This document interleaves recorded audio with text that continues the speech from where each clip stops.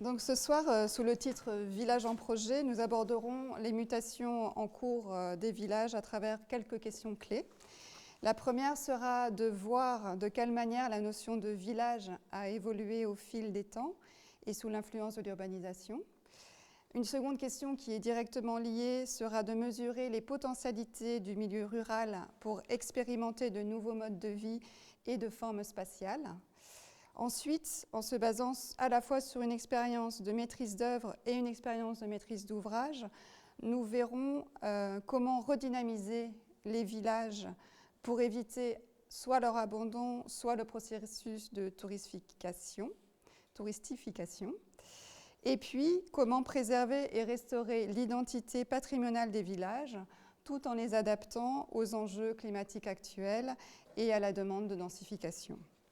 Alors, pour aborder ces questions, j'ai le plaisir d'accueillir Sabine Manniken, qui est depuis 2007 agent de développement rural pour le programme communal de développement rural de la commune de Bullingen. Et vous êtes également responsable de projets européens leaders, dont les groupes d'action locale entre Vestre et Gueule, et surtout 100 villages, un avenir, qui va nous intéresser tout particulièrement ce soir. Merci d'être ici. Nous avons également comme invité Simon Tessou, qui est donc architecte et urbaniste, enseignant et actuellement directeur de l'École nationale supérieure d'architecture de Clermont-Ferrand. En 2023, vous êtes lauréat du Grand Prix de l'urbanisme en France et identifié par le jury comme, je le cite, le chef de file d'une nouvelle génération de concepteurs qui propose une autre voie à la modernité. Vous avez d'ailleurs choisi d'installer votre pratique et votre atelier, l'atelier du Rouget, au cœur de la ruralité, à la fois pour faciliter l'efficacité dans les relations entre les acteurs, mais aussi avoir recours aux ressources locales et avoir une bonne compréhension de l'existant. Merci d'être ici. Marten Liefauer et Stéphane de Voldereux, vous êtes tous deux ingénieurs architectes de formation diplômés à Gand et vous êtes respectivement, Marten, professeur associé en histoire, théorie et critique de l'architecture, toujours à l'université de Gand, et Stéphane, professeur et doyen de la faculté d'architecture et d'art de l'université de Hasselt. Alors ensemble, avec Serre Mandias, vous avez constitué le comité de rédaction du numéro 117 de la revue OASE, intitulée Project Village, Project Dorp. Alors pour rappel, la revue OASE est une revue d'architecture indépendante, internationale et donc bilingue néerlandophone, anglophone, et qui est évaluée par des pairs. Elle réunit le discours académique et les sensibilités de la pratique du design et prône une réflexion critique dans laquelle le projet architectural occupe une place centrale tout en s'inscrivant dans un champ culturel plus large. Particulièrement, le numéro 117 contribue au débat sur l'architecture et l'urbanisme des villages. Alors, en les examinant non pas comme l'antithèse de la modernité, comme on a souvent l'habitude de le faire, mais comme son produit complexe. Et donc 8 essais analysent les images, les inventaires, les idéalisations et les transformations des villages dans les contextes politiques sociaux changeants des XXe et XXIe siècles. Alors, d'abord, bonsoir à vous quatre. Et puis, merci d'avoir accepté notre invitation et les longs déplacements jusqu'à Arlon que cette invitation a engendré. Alors, par rapport à la première question, je vais me retourner vers Marten et Stéphane pour vous demander en fait de nous éclairer sur l'évolution de la notion de village au fil du temps et donc sous l'influence de l'urbanisation, ainsi que sur les potentiels du milieu rural pour expérimenter de nouveaux modes de vie et de formes spatiales. Et donc, en fait, selon vous, est-ce que le village fonctionne encore de manière significative comme modèle à l'heure de l'urbanisation croissante? Alors, je ne passe pas le micro, mais je passe ce petit outil. On répond avec notre présentation? Exactement. Okay. Bon, qui va un peu expliquer pourquoi, en fait, on a décidé de faire un numéro de OASE sur le village. Et je m'excuse, mais je vais un peu lire mon discours parce que, voilà, pour être plus à l'aise en français. Je dois mettre mes lunettes pour ça. Voilà.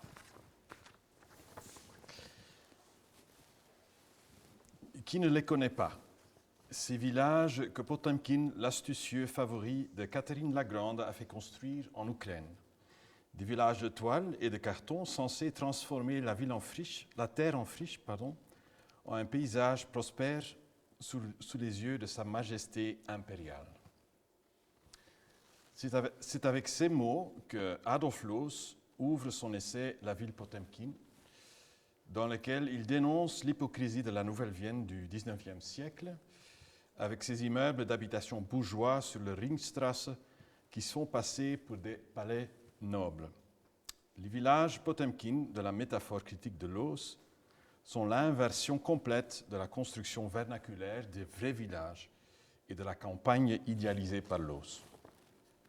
Dans l'essai Architecture, par exemple, il présente à ses confrères architectes et au grand public les maisons, les fermes et les chapelles sur les rives du lac de Montagne comme des constructions dignes d'éloge, construites par nécessité avec des matériaux locaux et dans le cadre d'une tradition, sans prétention et sans plan d'ensemble et, contrairement à la villa qui perturbe l'image harmonieuse, sans architecte. La glorification par Loos de la construction paysanne verniculaire fournit un exemple frappant de l'obsession du primitif dans la pensée occidentale à la fin du XIXe siècle. Avec l'homme préhistorique, le sauvage, l'enfant ou le fou, l'homme rural n'était pas seulement étudié scientifiquement, il était aussi considéré dans le discours et les pratiques culturelles comme l'antithèse de l'homme moderne et urbain. Mais dans quelle mesure l'architecture et l'urbanisme en tant que discipline culturelle et technique sont-ils encore marqués aujourd'hui par ce type d'imagination binaire qui voit la ville moderne comme habitat pour l'architecture et la campagne avec ses villages comme une contrepartie organique et anti-moderne? La hiérarchie entre ville et campagne ne s'est-elle pas depuis longtemps aplatie? Et est-il vrai que le village rural est anti-moderne, le degré zéro du progrès? Qu'en est-il des images et des projets historiques et contemporains du village en tant que partie intégrante de différents développements modernes? Ce sont des questions qui sont d'autant plus pressantes que les villages et les zones rurales ont récemment fait l'objet d'une attention croissante de la part des décideurs politiques, des habitants et des architectes et urbanistes. Aujourd'hui, nous constatons un regain d'intérêt pour l'identité des villages, pour la préservation et même la restauration de l'aspect du village et du paysage, vu qu'ils sont de plus en plus menacés par des quartiers d'expansion générique, des immeubles d'appartements compacts et d'autres anomalies. Ce changement d'intérêt est parfaitement illustré par la Toolbox Dorpsarchitectuur, que vous avez déjà vu dans le film, conçue il y a quelques années par l'organisation culturelle d'architecture Arthur et le bureau Plus Office, une boîte à outils qui rassemble des exemples formels de typologies et de concepts architecturaux propres au village. Le livre est également accompagné d'un outil de dialogue, un ensemble de cartes que les conseils locaux peuvent utiliser pour entamer la conversation sur la transformation de leur village avec les promoteurs et les villageois. Le bouwmeester flamand actuel, Erik Wiers, a inscrit Dorpelijkheid, ou la villagité, à l'ordre du jour national, avec un néologisme qui fait écho à l'urbanité.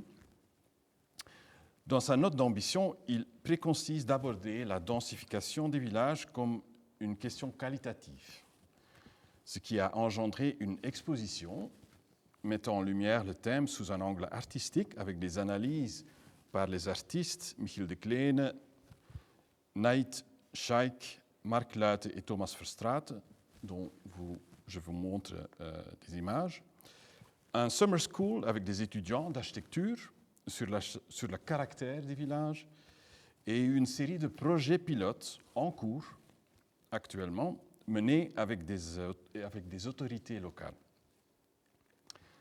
La densification de nos centres de village n'est pas un simple exercice mathématique, affirme le Baumeister. Dans les nouveaux développements des centres de village, nous constatons l'incorporation malheureuse de typologies urbaines souvent génériques.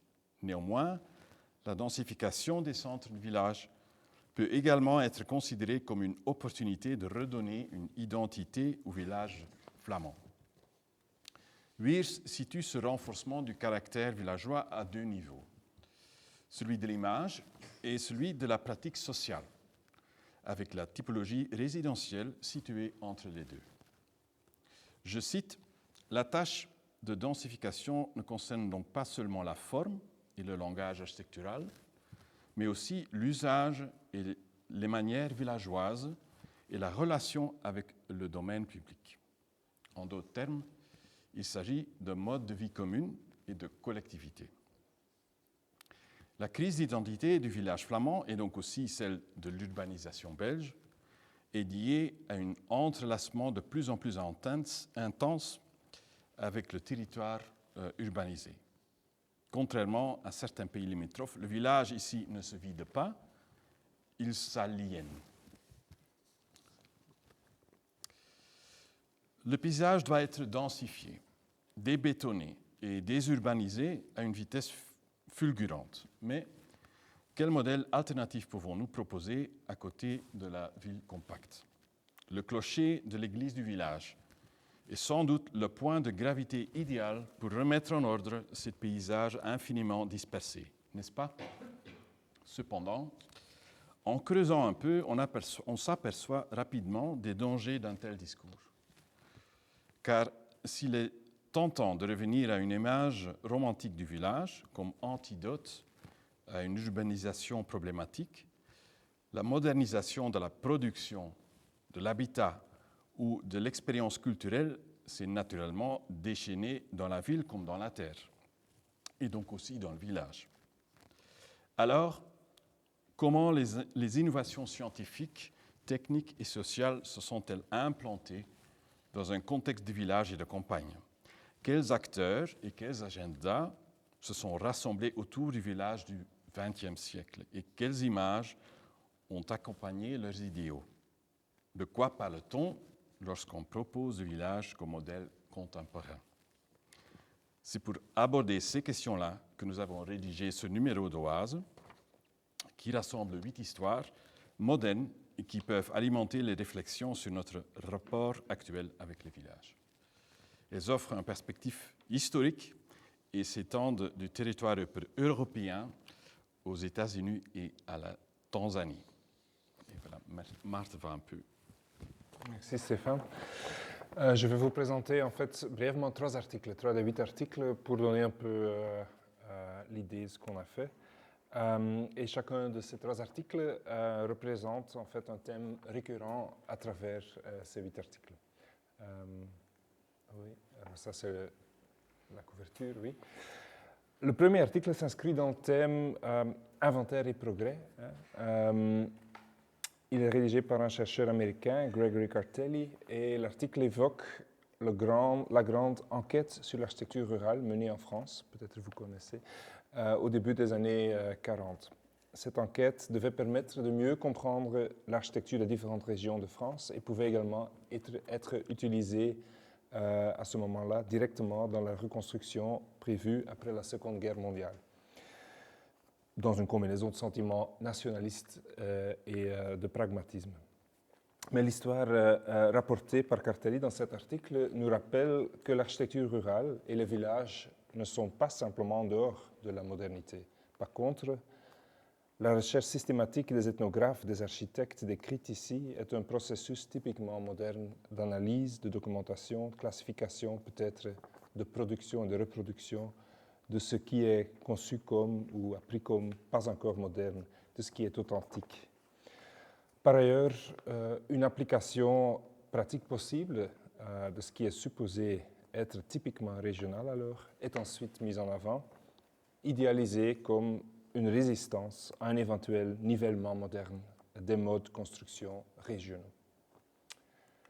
L'hypothèse globale était que les modes de construction régionaux pouvaient être distingués en fonction des conditions physiques des régions, de différents climats, sols, matériaux de construction disponibles, dans l'esprit également de ce que représente cette carte du monde de 1922, mais avec plus de précision. Je cite, « La géographie était conçue comme le fondement naturel de l'architecture et la source à la fois de l'universalité et de la différenciation architecturale. » Et l'on partait du principe que, je cite, « La différence entre un bastidon provençal et une maison de campagne picarde était aussi grande que la différence entre un olivier de la côte méditerranéenne et un pommier des bords de la Manche. » Les architectes de cette enquête rurale exploraient l'architecture par type de paysage. Ils dessinaient des constructions concrètes, comme cette structure-ci. Ils espéraient ainsi pouvoir identifier des types de constructions naturelles pour chaque paysage physique, ainsi que des éléments de construction spécifiques à chaque région. Mais Gregory Gartelli affirme que de telles découvertes n'ont pas eu lieu. Les architectes n'ont pas pu réussir à synthétiser des types naturels, comme dans l'hypothèse, des types naturels en maisons caractéristiques. Ils n'ont pas non plus trouvé d'ensemble d'éléments spécifiques à une région. Je vais expliquer un peu. Les recherches approfondies ont montré qu'il n'était pas possible de discerner des architectures purement ancrées dans le sol, dans la nature des différentes régions. Il n'y aurait pas de type de bâtiment élémentaire, ni même d'éléments strictement régionaux, mais seulement des combinaisons locales d'éléments et de techniques qui, chacune, avaient leurs aires, ou chacun avec son aire de distribution. Alors les contours de distribution n'étaient pas stables et ne correspondaient pas à des paysages strictement naturels.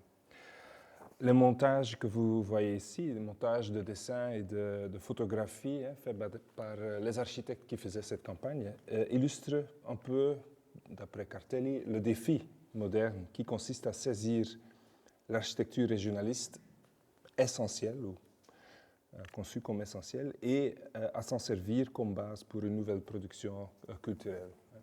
Et dans notre numéro de Oise, il y a plein de visualisations de villages et c'est un thème en soi en fait, l'imaginaire et cette fascination pour l'architecture villageoise qui est aussi une histoire de médias.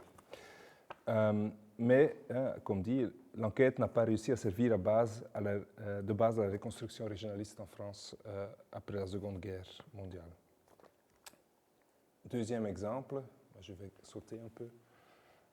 Deuxième exemple, un article d'Ajim Kersuku, un article qui pourrait représenter un deuxième thème du numéro, les villages et les projets de village en tant que vecteur d'idéologie et de politique. Kersuku examine l'image du village dans la production cinématographique du régime socialiste albanais des années 40 jusqu'au début des années 90, comme dans cette comédie sur l'installation d'une citadine dans le nouveau village socialiste de Tushemicht, où la fille de cette citadine a été envoyée pour travailler dans le nouveau hôpital local. Quelle image du village albanais a pris forme dans ces films? Quel est son rapport avec la réalité de la campagne albanaise? Ça, c'est la question que se pose Kersuku. Et pour le Parti socialiste, la réforme agraire, la collectivisation des terres et la création de nouveaux villages disséminés dans le pays sont les piliers du credo socialiste d'autosuffisance et de modernisation. Les femmes rurales, dans beaucoup de ces films, sont idéalisées, sont transformées de sorte en femmes exemplaires, fières, travailleuses, décentes, courageuses. Il y a tout un aspect gender à discuter. Et dans cette comédie musicale intitulée « Les fiançailles de Blerta », le thème de la conquête rurale, d'une sorte de colonisation des territoires ruraux, ce thème est abordé à travers l'histoire de la capitaine d'une équipe locale de volleyball. Le père de Bertha tente de la faire partir pour la ville par le biais d'un mariage arrangé afin qu'elle puisse monter dans l'échelle sociale. Mais Bertha aime jouer pour l'équipe locale et considère le village comme un lieu de promotion. Bertha refuse donc d'obéir à son père. Elle continue à travailler, à vivre, à jouer au volleyball dans le village, contribuant ainsi à son succès. Et ce film-ci a été tourné à Kruče, et ça c'est un lieu significatif en Albanie parce que c'est le lieu où la première coopérative agricole albanaise était fondée à la fin des années 40. Et aussi où, à ce moment-là, dans les années 80, c'était un lieu où il y avait une équipe féminine volleyball très connue. Mais cette ville, Kruče, est aussi, on peut dire, un des protagonistes, ou ce village est un des protagonistes de ce film. Comme on voit le complexe sportif, les espaces publics des intérieurs du village vraiment figurés aussi. Alors, ça c'est l'idéologie, on peut dire, c'est l'imaginaire qu'a développé dans ce film, qui montre que le contraste entre réalité et propagande était très marqué, comme en fait le village, c'est un lieu où des dissidents étaient exilés en fait. On était envoyé souvent au village quand on était dissident, c'était un droit d'isolation et d'exil. Troisième article, c'est un article écrit aussi par Wart Verbake qu'on a déjà vu figurer dans le documentaire. Et c'est un des articles qui s'interroge sur la manière dont les projets de village peuvent être élaborés aujourd'hui. Non pas dans nous, mais avec habitants et autres acteurs dans le territoire. Verbake, vous savez déjà, c'est un architecte urbaniste, l'un des auteurs de Toolbox, cité déjà, et avec son bureau Plus Office depuis 2000. Il a fait des projets d'urbanisme pour densifier et améliorer plusieurs villages en Flandre, identifiant dans ce processus des développements d'introduction de nouvelles typologies, comme des bâtiments d'appartements, souvent dans une architecture non inspirée et parfois se cachant maladroitement dans des phénomènes comme ça, comme si des maisons jumbo, comme ils l'appellent. Dans le Toolbox Verbake, et ses collègues identifient des typologies de motifs architecturaux et urbanistes, un peu formels, mais aussi des pratiques sociaux dans ces villages actuels. Aussi des éléments de menace, éléments menaçants, mais aussi des éléments qui peuvent offrir des recettes. Ils identifient et recommandent des tactiques et des ambitions, comme, c'est toute une série qui sont, mais c'est trop petit pour lire, des tactiques et des ambitions comme perforer la tissu avec des passages piétonnés ou faire danser les toits. Dans son article, Verbake reflète ses expériences et met en avant le terme « village chatter », qu'on pourrait peut-être traduire en français comme le bavardage de village.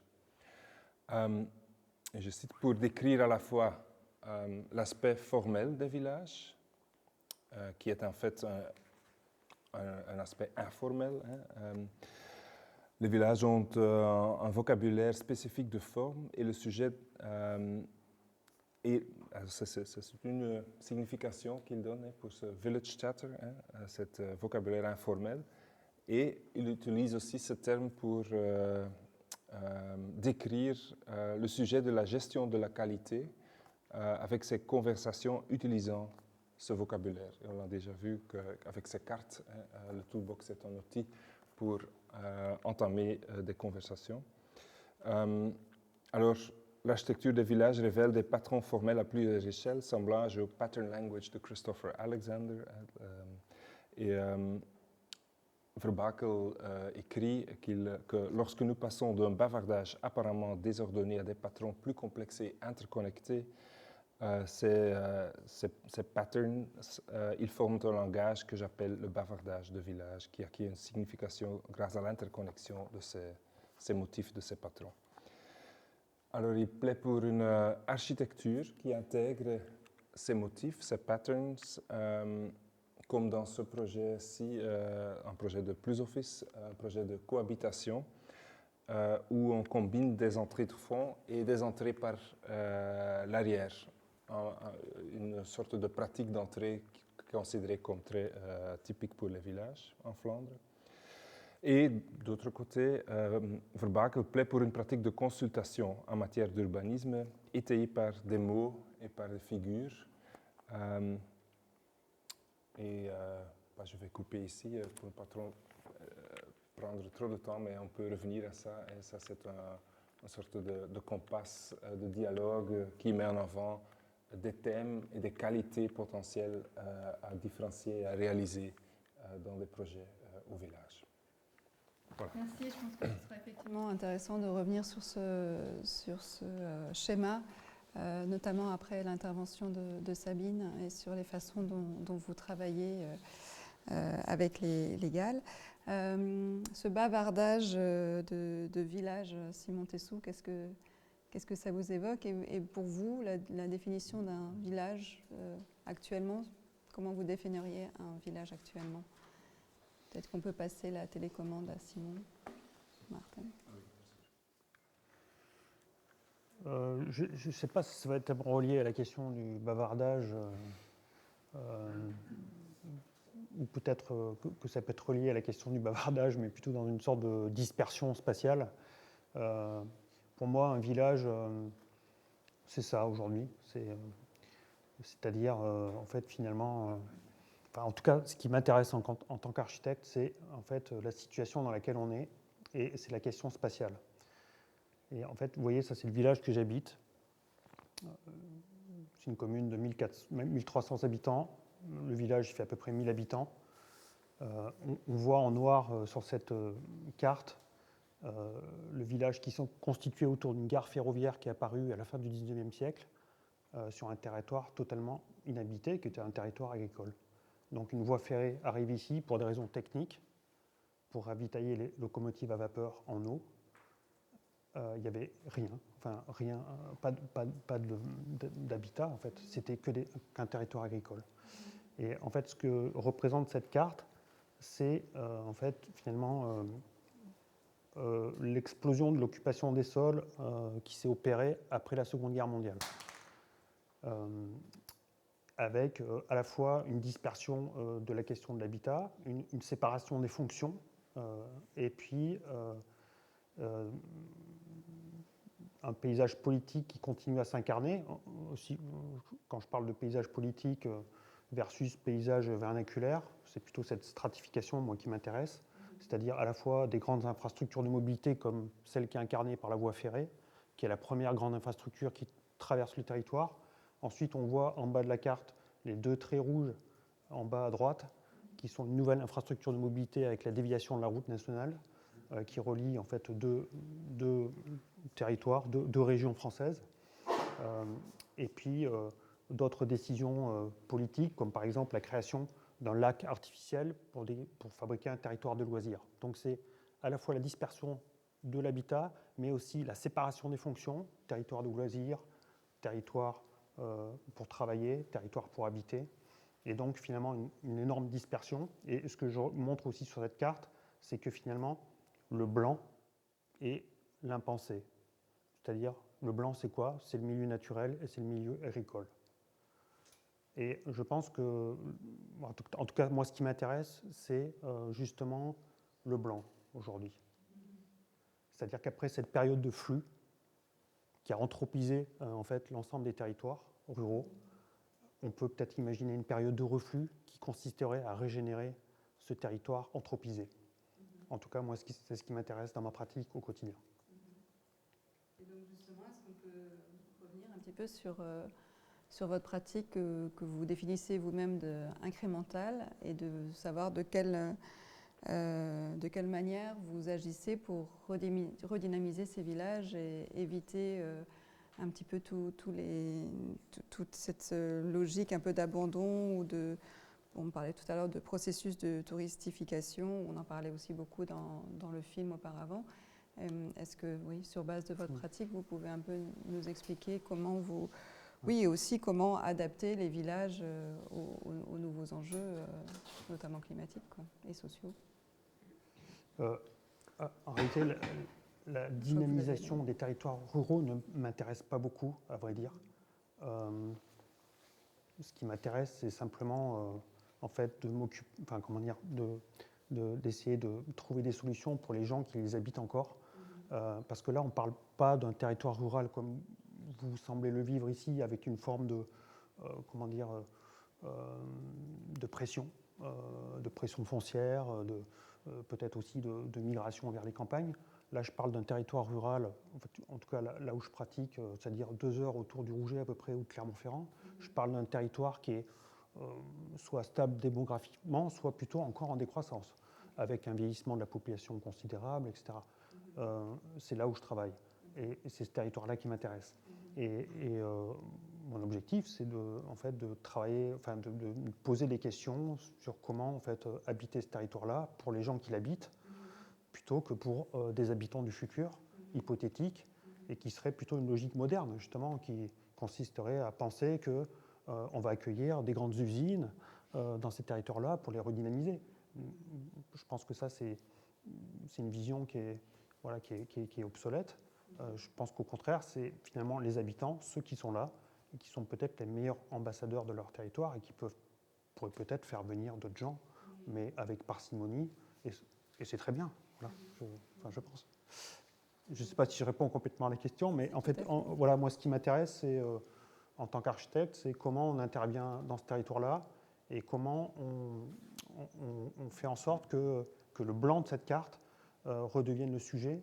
Et c'est la raison pour laquelle, par exemple, sur notre territoire, on développe un plan guide qui est plutôt une réflexion à l'échelle urbaine et paysagère, mais plutôt qui consiste à ménager le territoire plutôt qu'à l'aménager, puisque l'idée, c'est pas en fait d'accueillir des vagues de population ou d'activités. Non, c'est d'essayer de plutôt le ménager pour le rendre désirable pour ceux qui l'habitent déjà,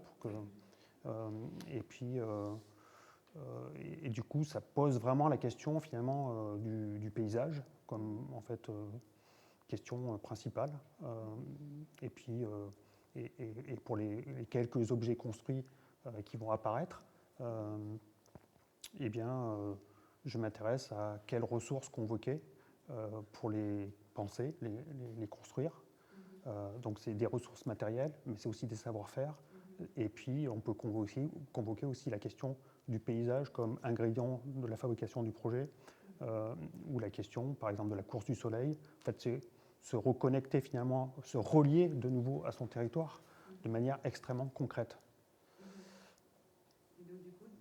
Est-ce que vous pouvez peut-être donner un exemple de... Moi, j'avais une présentation, je ne sais pas comment ça marche. Je peux peut-être l'évoquer au travers d'une série de projets, peut-être, volontiers. si ça vous convient. Avec Puis après, plaisir. peut-être qu'on pourrait élargir le débat. Je vais juste parler de 3 sujets, de 3 projets qui sont articulés à la problématique que vous avez énoncée tout à l'heure, sur qu'est-ce qu'on fait avec ces territoires. Là, c'est un projet dans une des vallées autour des montagnes cantaliennes, un système volcanique. Et le projet a consisté à la fois à aménager des espaces publics ou réaménager des espaces publics, à transformer un patrimoine bâti existant, à créer une halle et à penser aussi la question des mobilités piétonnes dans ce tout petit village qui accueille quand même beaucoup de touristes. Et un des sujets, c'était la halle pour recevoir en fait à la fois des marchés le week-end, mais aussi des événements culturels ou sportifs. Et je suis reparti en fait de l'archétype de la grange étable. Je m'intéresse beaucoup aux archétypes en fait, aux archétypes constructifs.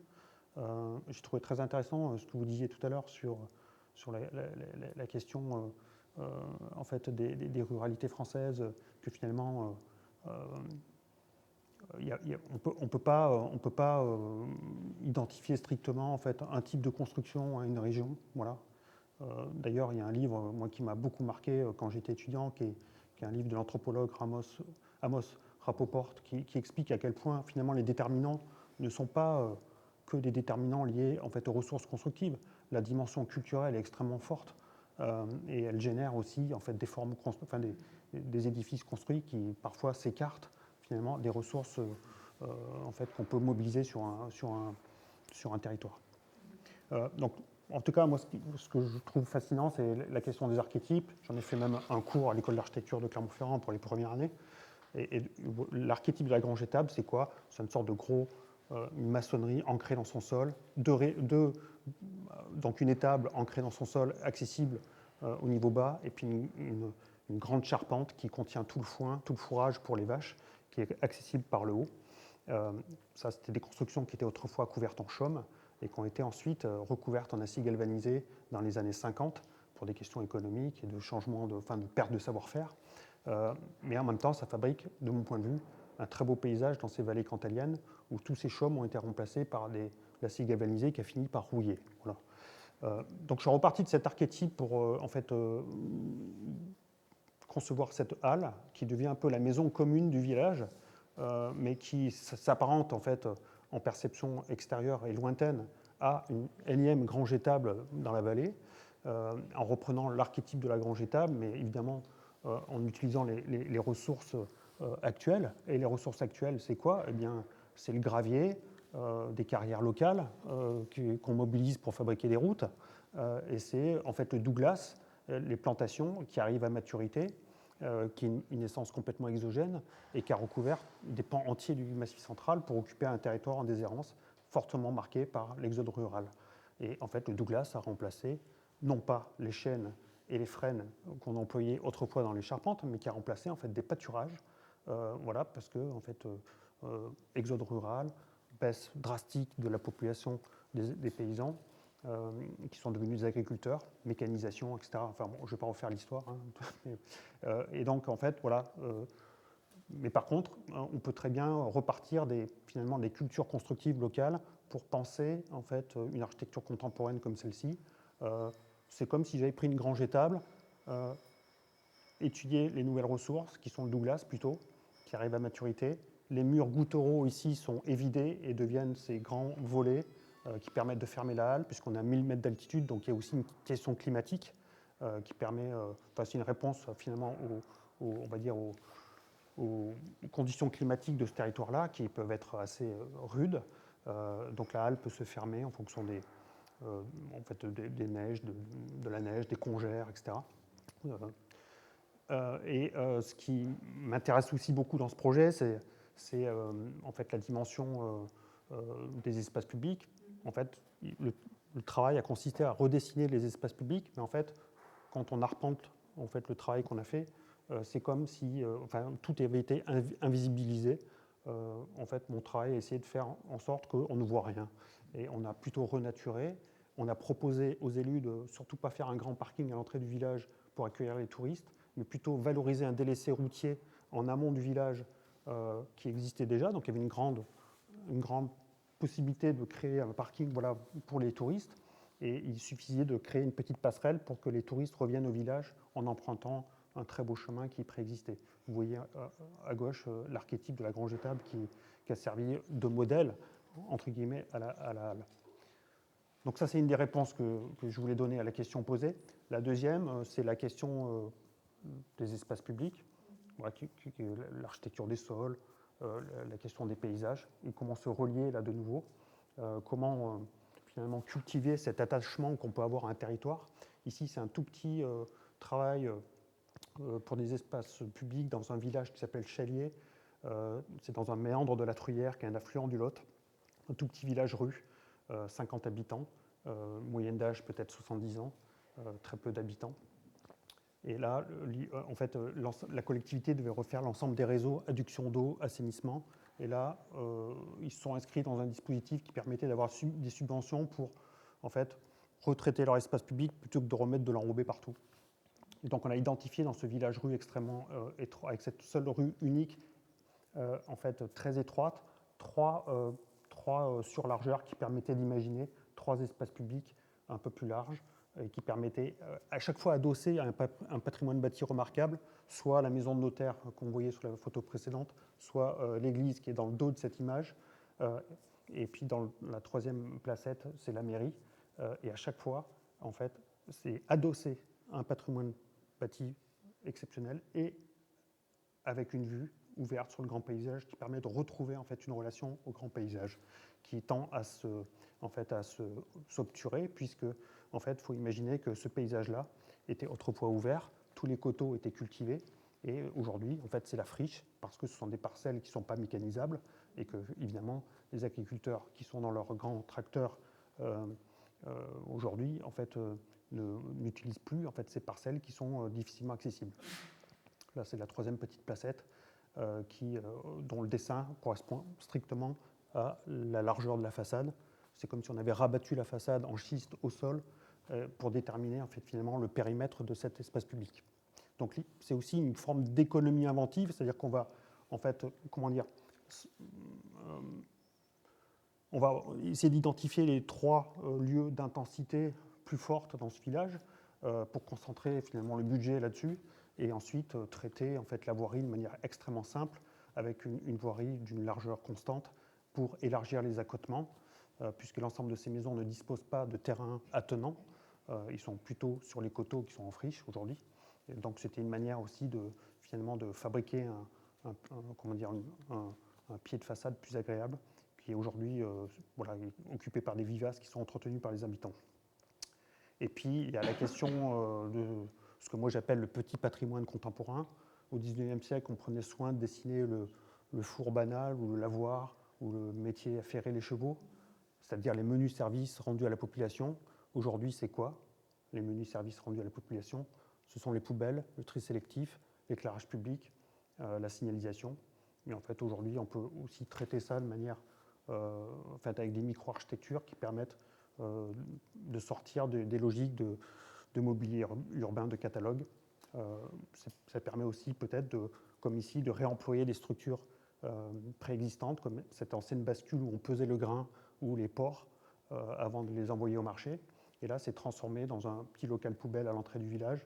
Et c'est aussi l'occasion de stimuler en fait, les savoir-faire locaux en imaginant, par exemple, retrouver ces petites couvertures en l'os de schiste avec son fêtage si particulier. Je peux te couper un instant. Par rapport à ce projet-là, justement, parce qu'on parlait tout à l'heure de la façon dont on... Ah, il ne faut pas que j'enlève mon pull. Pardon, j'ai le micro.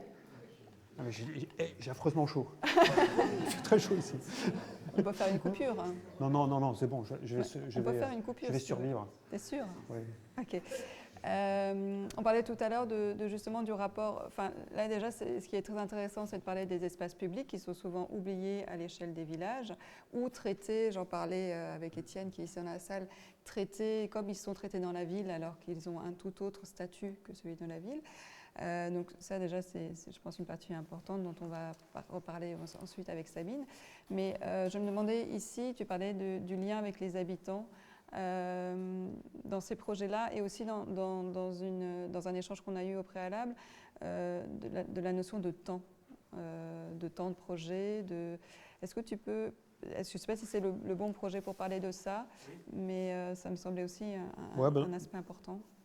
Ah oui, sur le projet précédent, effectivement, la question du temps est déterminante. D'ailleurs, ma pratique, on pourrait dire qu'elle, d'une certaine manière, elle est totalement anachronique.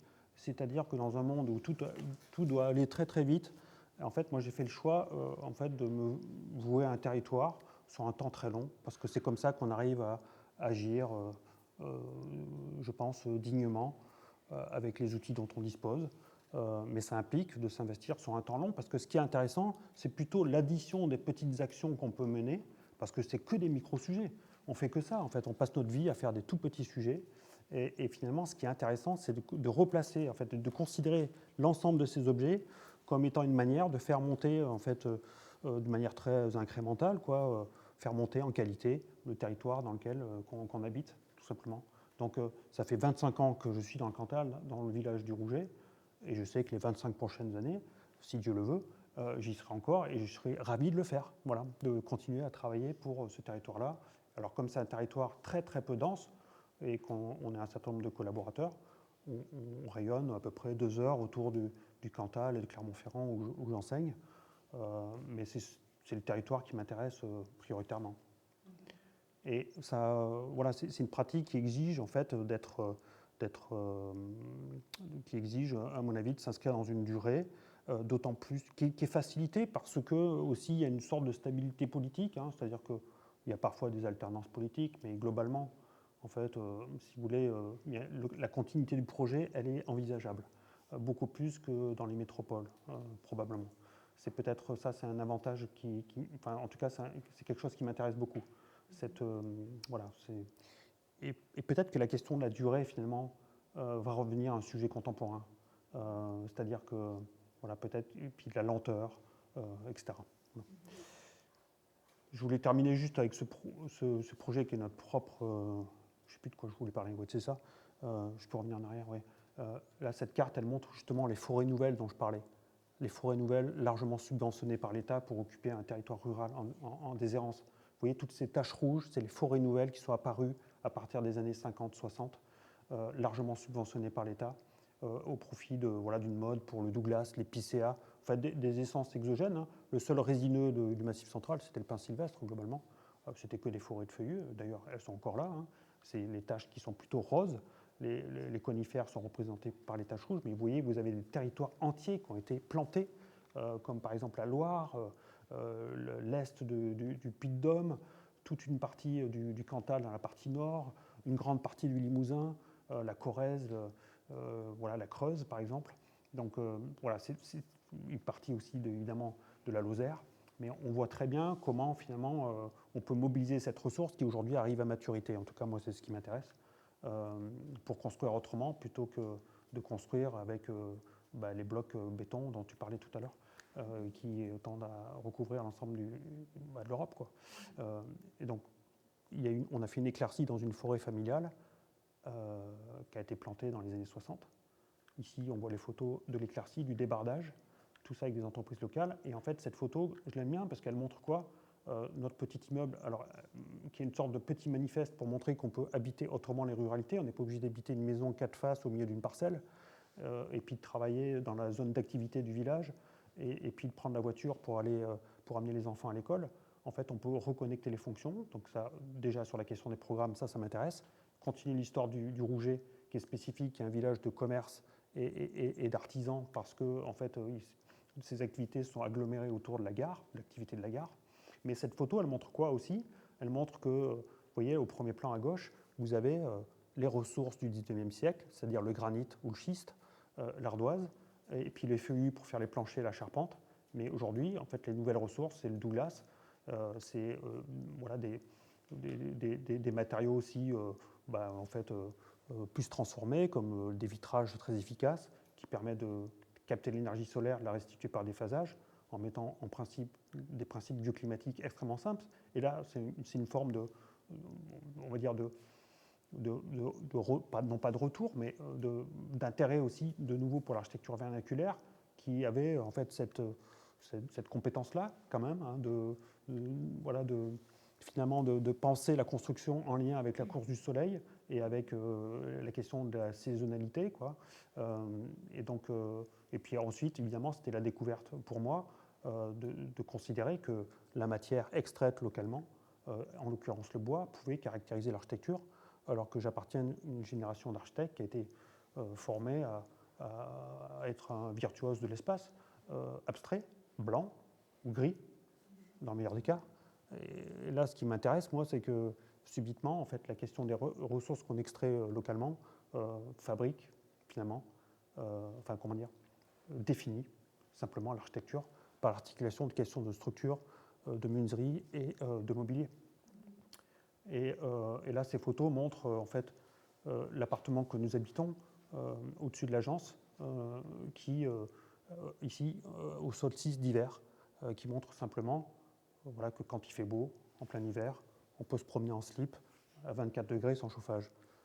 Tout ça à 700 mètres d'altitude, avec des amplitudes thermiques très fortes, hein, qui excèdent souvent 20 degrés, quelles que soient les saisons d'ailleurs. Hein. Voilà. Merci pour cette présentation. Et effectivement, on va donner la parole à Sabine pour nous expliquer un peu plus du côté de la maîtrise d'ouvrage, de quelle manière on peut, avec les habitants, avec les architectes, en concertation, travailler sur les villages à travers les groupes d'action locale, et notamment, plus spécifiquement, celui de 100 villages et un avenir.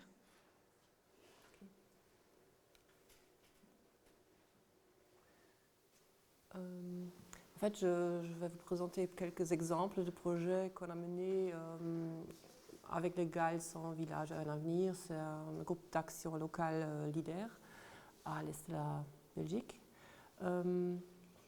Ce programme d'initiative communautaire en faveur du développement rural a pour objectif d'inciter et d'aider des acteurs ruraux à réfléchir sur le potentiel de leur territoire dans une perspective à plus long terme. Et je vais vous montrer 2 ou 3 de ces projets.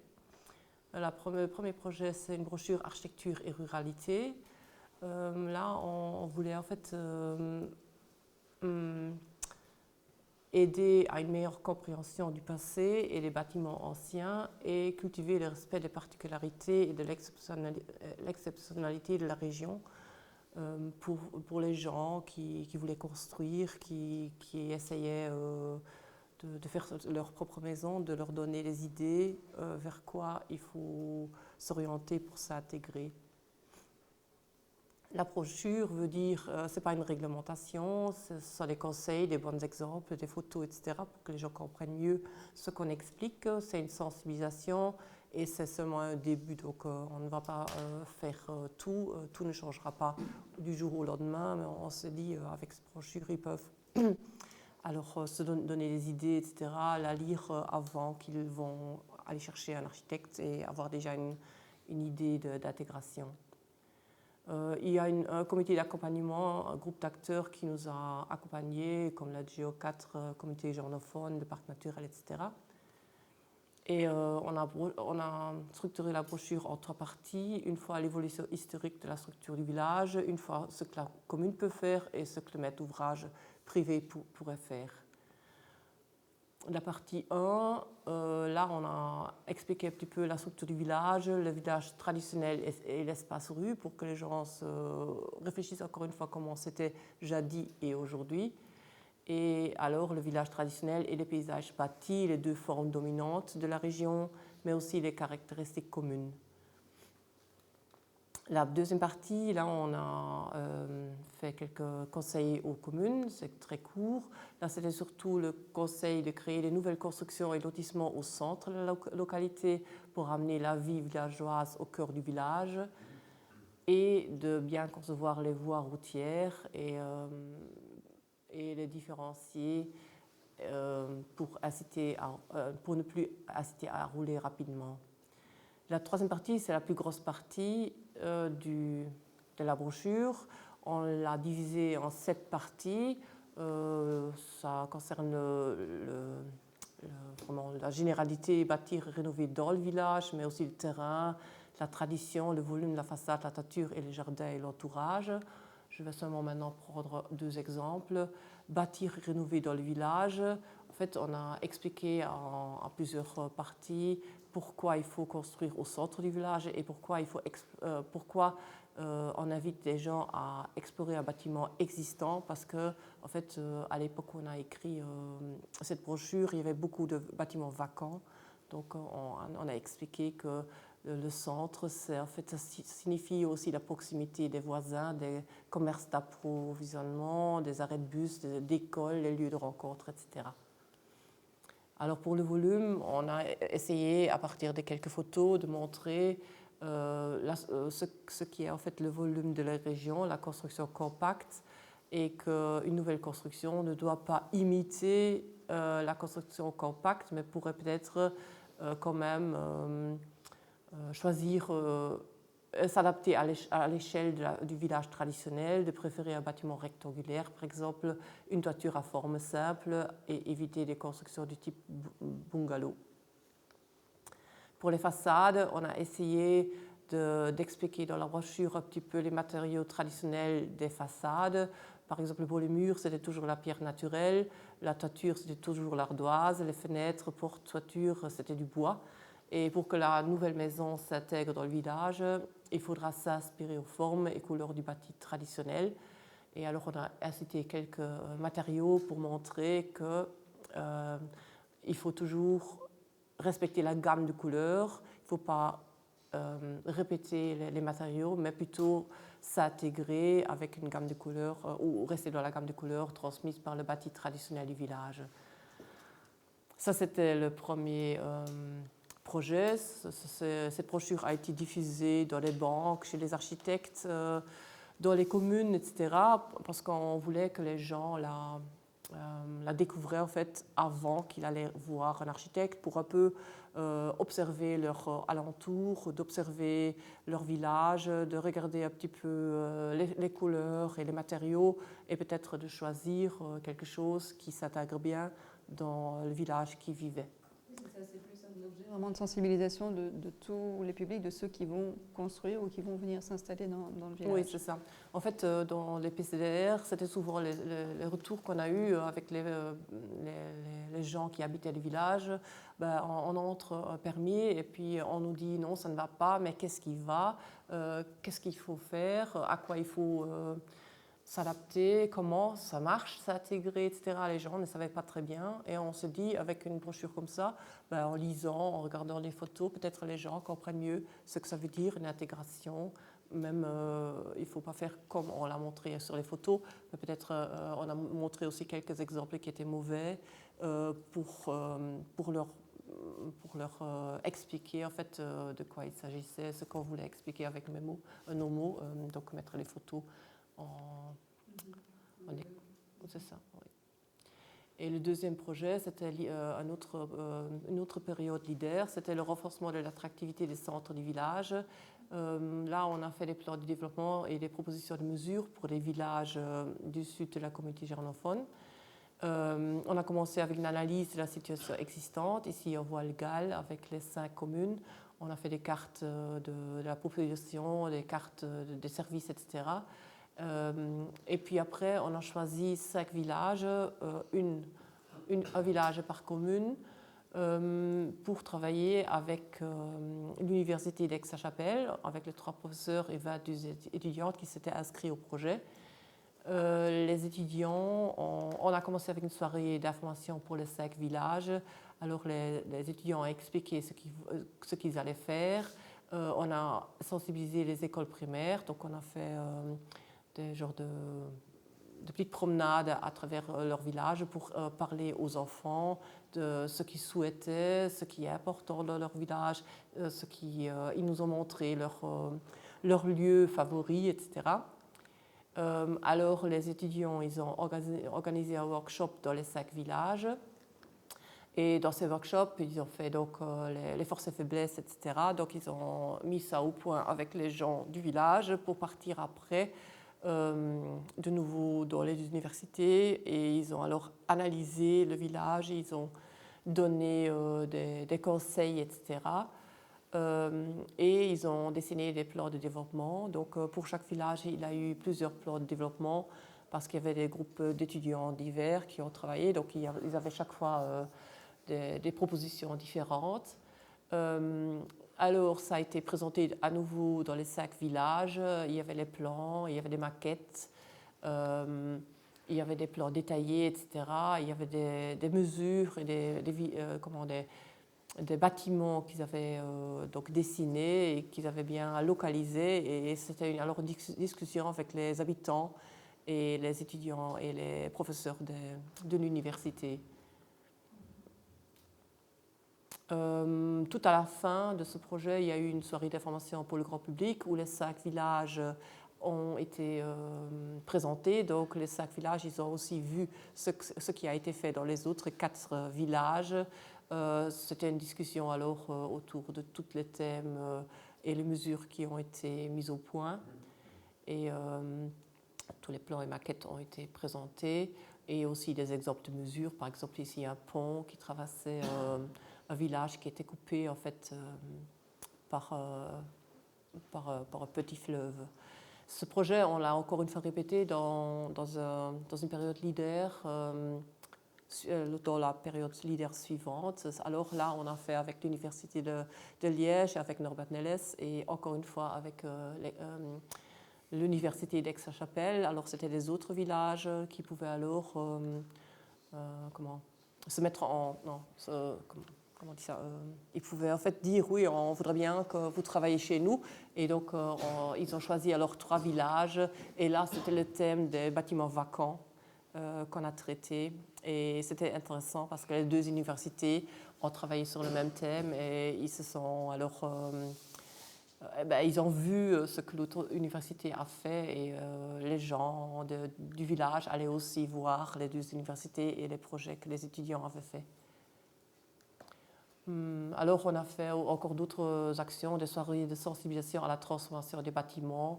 On a invité des architectes, des entrepreneurs, des propriétaires de la région qui expliquaient en fait, qui présentaient leurs propres projets de transformation. Et on a fait des expositions et journées de portes ouvertes concernant l'habitat dans des bâtiments existants, donc des bons exemples de transformation. Et on a aussi créé une offre de conseil pour les maisons inoccupées, comme ça les gens pouvaient se présenter chez nous et ils avaient 2 consultations d'architectes pour leur propre maison, 2 rencontres qui étaient financées par le projet LEADER et alors les gens avaient un premier conseil, ce qui était possible dans leur bâtiment qui était vacant, si leur idée de transformation était réaliste, etc. Donc déjà, ça coupait un petit peu la peur de faire les premiers pas. Et une fois que cette offre de conseil a été faite, des gens avaient parfois moins de peur de se lancer dans le projet, ou alors ils voyaient non, mon projet, ça ne marche pas du tout, c'est pas réaliste, et comme ça, ils avaient leur réponse. Merci. Simon, justement, par rapport à ce type de pratique, dans votre pratique, comment vous entrez en contact avec à la fois le maître de l'ouvrage et les habitants quand vous intervenez à l'échelle du village? Et est-ce qu'il y a justement une part de participation? Comment vous la gérez? Alors c'est assez... il y a différents cas de figure en fait. Dans notre propre village, en fait, on a soumis aux élus l'idée de travailler sur un plan guide, justement sur tout un fragment du territoire qui nous semblait être assez pertinent à régénérer parce que c'était un périmètre qui était défini à la fois par des considérations géographiques, c'est-à-dire un bassin versant, défini aussi par le statut du foncier, puisque en fait, ce périmètre-là était public et donc la collectivité avait la possibilité d'intervenir concrètement sur ce secteur. Et puis la troisième, ce qu'a identifié le périmètre, c'était aussi le fait qu'ils comprennent l'ensemble des équipements publics existants. Et il nous semblait que ce morceau de territoire-là pouvait contenir les germes d'une régénération complète, en imaginant repérer les surfaces, les parcelles mutables pour accueillir à la fois de nouveaux équipements publics, mais potentiellement aussi de nouveaux logements. Travailler aussi sur la gestion des sols, puisque sur ce périmètre-là, les élus, les employés communaux, pilotés par les élus, tondaient la pelouse, par exemple, systématiquement toutes les 2 ou 3 semaines. Ça, je parle d'il y a une dizaine d'années. Hein. Et on a imaginé tout un plan de gestion différencié qui permette déjà de porter une attention au milieu. Donc, on a dessiné des jolies coupes pour montrer, mettre des mots sur les choses pour qu'elles prennent une existence, pour montrer que finalement, ce périmètre-là, on a appelé ça le plan guide, habitait le parc du Rouget, puisqu'on est sur un territoire assez distendu, et que l'imaginaire qu'on voulait fabriquer, l'espèce de récit qu'on voulait partager avec les élus, c'était celui-là d'habiter un parc, et de montrer que finalement le parc existait déjà, au travers justement de ces différentes qualités liées au milieu naturel dans lequel, qui préexistait, mais qui avait tendance à être complètement gommé, effacé, voire altéré, avec des transformations successives, type ruisseau busé, milieu humide remblayé, etc. Donc c'était mettre des mots sur des choses, ça permet déjà qu'elles prennent une existence. Et ensuite, à partir de là, comment on en prend soin, comment on considère finalement tout ce milieu-là comme un potentiel énorme pour construire le projet. Donc là, on a plutôt été moteur, c'était pas une commande, on a proposé ça aux élus, ils ont trouvé ça très intéressant, on y travaille dessus depuis des années maintenant. parce que en fait, c'est un travail qui n'intéresse pas spécialement en fait, les architectes on va dire des villes, puisque en fait, encore une fois, c'est des micro-opérations qui vont plutôt nous intéresser, nous, parce qu'on habite le territoire en tant que citoyen, au-delà d'être un professionnel sur ce territoire-là. Et puis dans d'autres cas de figure, là on va plutôt répondre à des appels d'offres, où les projets qui nous intéressent le plus, ce sont les projets qui tuilent en fait la question du plan guide avec la maîtrise d'œuvre des espaces publics notamment, voire de transformation du patrimoine bâti. Alors pourquoi ? Parce que en fait, je lutte aussi contre en fait, les logiques qui visent à diviser les tâches et qui font que finalement il n'y a pas de continuité dans le projet. Et en fait, ces discontinuités sont absolument terribles parce que en fait, finalement, le fil conducteur du projet en fait, se perd. Donc, voilà, je vais plutôt répondre à des appels d'offres qui, dans le meilleur des cas, sont accompagnés peut-être par des structures comme la vôtre, qu'on appelle en France les CAUE, c'est-à-dire les conseils architecture, urbanisme et environnement, en fait, qui constituent une forme d'ingénierie publique locale qui permet justement d'aider à l'émergence de projets un peu plus intelligents que la moyenne. Voilà, parce que sur notre territoire, quand même, globalement, il y a très peu d'ingénierie publique. Et c'est là où finalement l'architecte se substitue finalement, ou plutôt va combler des carences de cet ordre-là. Et c'est ce qui nous intéresse aussi. C'est finalement notre rôle s'élargit considérablement, c'est-à-dire qu'il est à la fois architecte, praticien, maîtrise d'œuvre, mais il est aussi vraiment en amont, sous la forme d'assistance à maîtrise d'ouvrage ou voire même de programmation. C'est-à-dire que ce qui est intéressant, c'est que comme l'ingénierie n'existe pas, en fait, on est capable en fait, de changer les termes ou de reconfigurer la commande. Et ce qui permet, par exemple, d'imaginer, en fait, essayer de mutualiser un certain nombre d'équipements ou de fonctions pour attribuer une partie du budget à la qualité matérielle des constructions qu'on va édifier ou qu'on va transformer. Voilà, donc c'est très variable. Hein, voilà. Vous parliez tout à l'heure de ce que met en place le Baumesser et de trajets actuellement par rapport au village. Justement, est-ce qu'ils prennent aussi en compte la participation ? Il y a un volet de participatif ou à quoi ils veulent arriver ?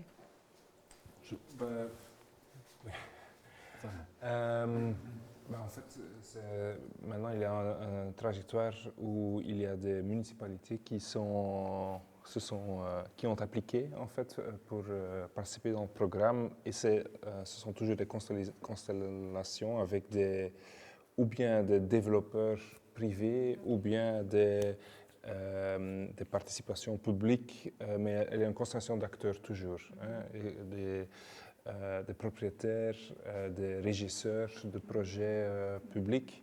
Alors, ouais, on peut considérer ça comme une sorte de participation, hein, mais ce sont aussi des projets réels, parce qu'on veut développer une série de sortes de projets de pilote. Hein. Alors, ça a commencé avec cette expo que Stéphane a montré des images.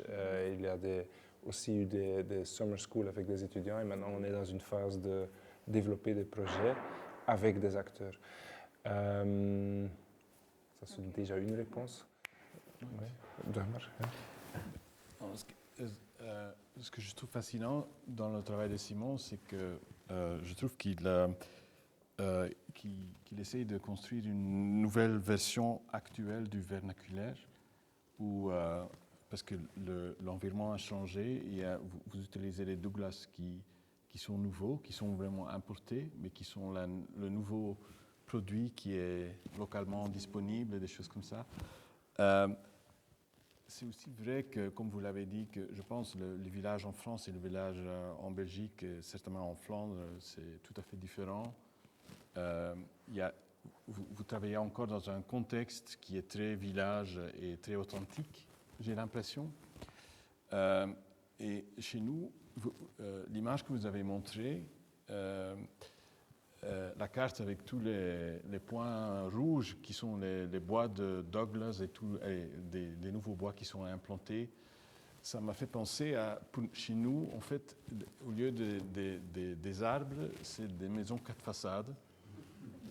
Et c'est un peu ça, comme vous travaillez avec le Douglas, je pense que le trajet du bouwmeester essaye de faire la même chose avec tous les 4 façades qui ont apparu dans le paysage. Et comment est-ce qu'on peut travailler avec cette matière-là et reconstruire un vernaculaire? C'est un peu ça, je pense. Oui, c'est intéressant cette comparaison parce que, en fait, je pense que le grand absent, toujours, est le paysage. C'est même. Parce que le point de départ, c'est la typologie. Le point de départ, c'est une forme de typologie de cohabitation plus intéressante que celle que pratiquent les spéculateurs. Mais le point de départ n'est pas et en même temps de créer des espaces publics plus intéressants et des espaces publics plus villageois et des formes sociales de cohabitation. Mais le point de départ n'est pas le territoire, ou c'est juste dans le perspective, je dirais, de densification pour préserver des espaces ouverts, mais le point de départ n'est pas l'inscription topographique, géographique, naturelle ou même vue de paysage. C'est un paradoxe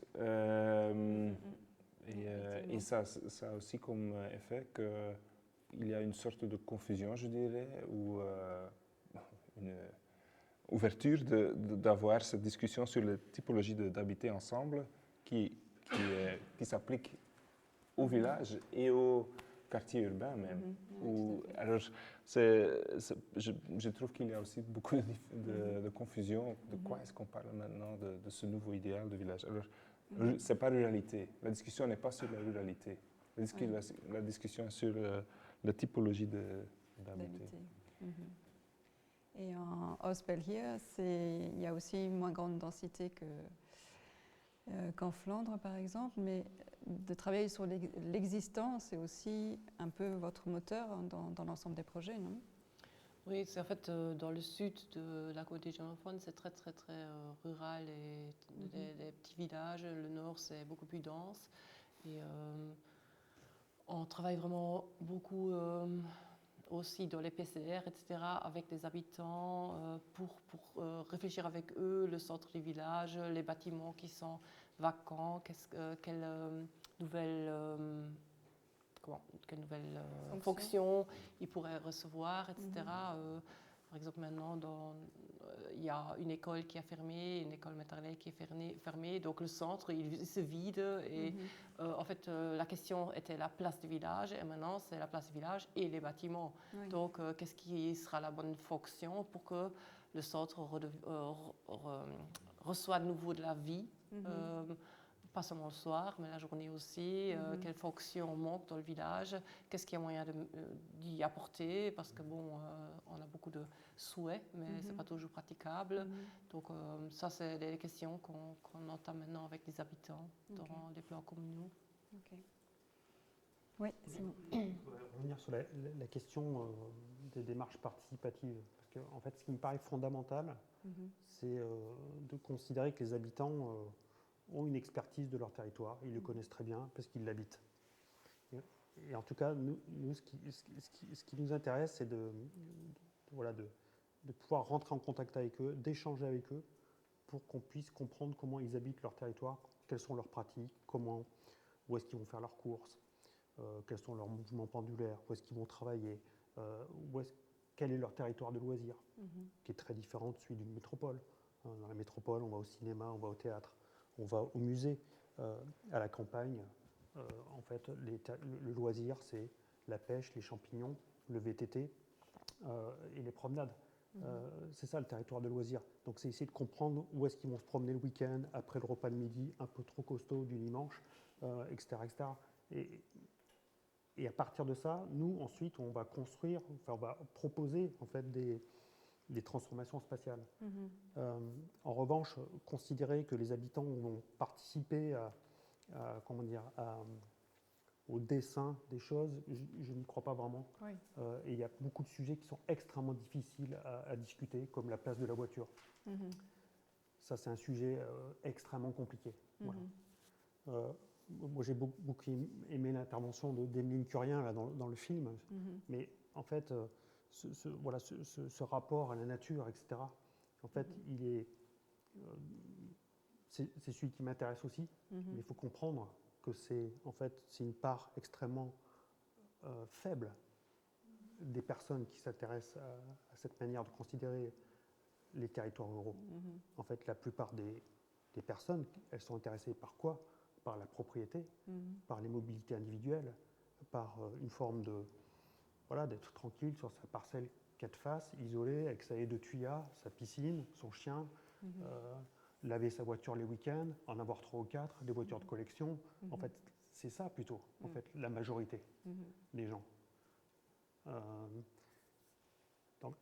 Peut-être que je parais un peu caricatural, mais en fait, les ruralités, je pense qu'il ne faut pas trop les idéaliser non plus. Oui, tout à fait.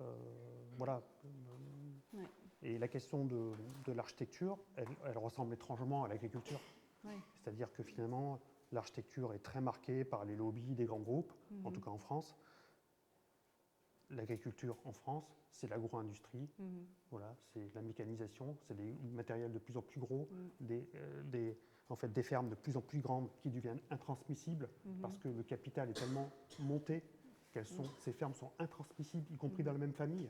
C'est-à-dire que quand il faut racheter la ferme aux frères et à la sœur, c'est plus possible. Parce que en fait, c'est devenu tellement gros. Et donc, qu'est-ce qu'il est en train de se passer? C'est les fonds de pension américains qui sont en train d'acheter tout ça. C'est ça la réalité de nos ruralités. En fait, et quand je vais au marché acheter des pommes bio, elles ne viennent pas en fait, du département d'à côté. Elles viennent de Rungis, c'est-à-dire voilà, la plus grande plateforme commerciale de la France, à côté de l'aéroport d'Orly. Donc, 95 ou 99% des agriculteurs du Cantal sont pris dans des circuits internationaux, voilà, où les veaux, ils sont à peu près heureux tant qu'ils sont élevés dans le Cantal, et puis après ils partent en semi-remorque dans la plaine du Pô pour terminer en escalope milanaise, après être fini d'être élevés en batterie dans des conditions absolument déplorables. C'est ça la réalité aussi. Merci de la rappeler.